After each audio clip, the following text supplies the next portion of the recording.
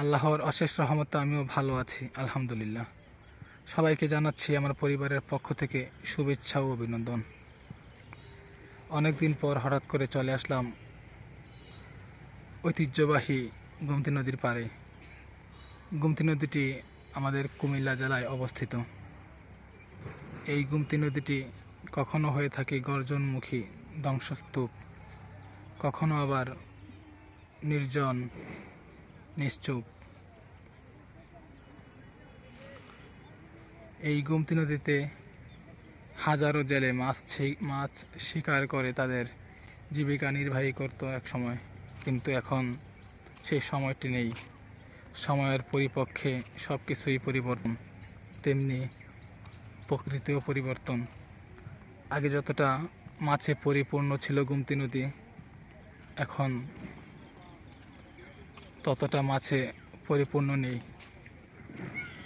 গোমতী নদীর পাড় খুব সুন্দর, প্রকৃতিময়, কাশফুলে পরিপূর্ণ। আপনাদেরকে দেখানোর চেষ্টা করব গোমতী নদীর সৌন্দর্য এবং গোমতী নদীর পাড়ে সুন্দর খেলার মাঠ, যেখানে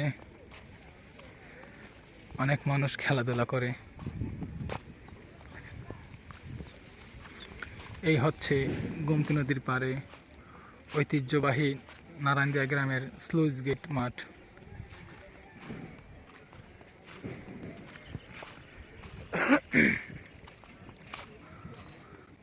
গোমতী নদী ঘেঁষে হাজার বাড়িঘর। অনেক সময় মানুষ আতঙ্কে থাকে যখন নদীর গর্জনমুখী রূপ প্রকাশ পায়।